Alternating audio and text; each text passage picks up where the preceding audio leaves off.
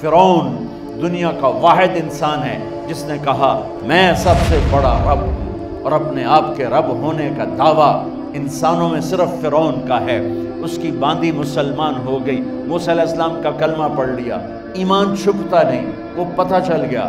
فرعون نے اس کو پکڑوایا، اس کی 2 بچیاں، ایک دودھ پیتی ایک ساتھ چلتی، اور اس نے اپنے دربار میں کڑاہ میں تیل ڈلوایا، نیچے آگ لگوائی، تیل ابلنے لگا۔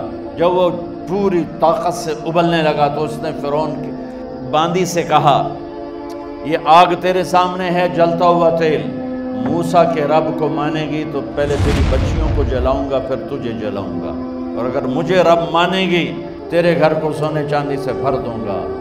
سنو اس نے کیا کہا، وہ کہنے لگی فرعون یہ تو میری 2 ہیں، میری 100 ہوتی تو اللہ کے نام پہ آج میں قربان کر دیتی، کر جو تجھے کرنا ہے۔ تو پاگل ہو گیا، غصے میں کہنے لگا اس کی بڑی بیٹی کو ڈال دو۔ تو انہوں نے اس کو یوں ٹانگوں سے پکڑا اور وہ چیختی چلاتی ہوئی تھی۔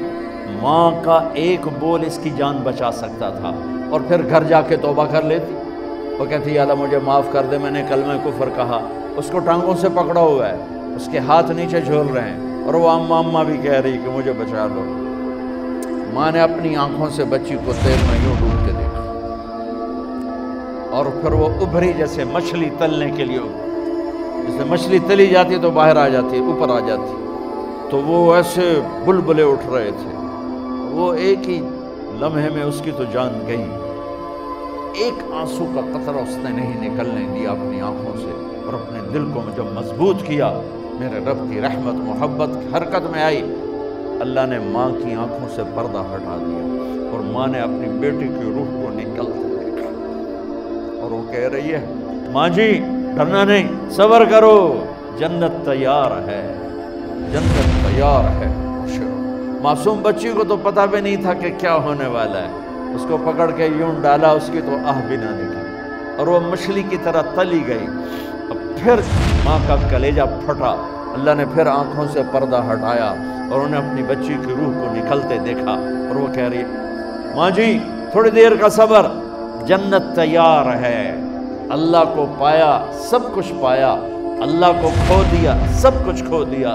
جب اس کو پکڑ کے لے جانے لگے، اس نے فرعون کو دیکھا، فرعون اس کی آنکھوں میں آنکھیں نہیں ڈال سکتا، نظریں نیچے ہوں گی اس کی۔ کہنے لگی میری ایک بات مانو گے، میری ایک خواہش پوری کرو گے؟ فرعون نے پوچھا کیا؟ کہ جب میں بھی جل جاؤں تو میری اور میری بچیوں کی ہڈیوں کو اکٹھے دفن کرنا، باہر پھینک نہ دینا، دفنا دینا۔ فرعون نے کہا تمہاری یہ خواہش پوری کی جائے۔ انہوں نے کہا پہ پیچھے ہٹ جاؤ، میں نے اللہ کو جان دینی ہے، مجھے دھکا دینے کی ضرورت نہیں ہے، میں اپنے اللہ سے ملنے جا رہی ہوں۔ سبحان اللہ، جب اللہ مطلوب ہوتا ہے تو موت محبوب بن جاتی۔ وہ چھلانگ مار گئی، اللہ اکبر کا نعرہ لگاتی ہوئی، ہڈیاں ادھڑ گئیں، گوشت ادھڑ گیا، ہڈیاں باقی رہ گئیں۔ فرعون نے کہا ایک ہی جگہ ڈال دو، سب کو دفن کر دو۔ دفن 2000 سال کے بعد، موسیٰ علیہ السلام کے 2000 سال کے بعد جناب رسول اللہ صلی اللہ علیہ وسلم دنیا میں تشریف لائے۔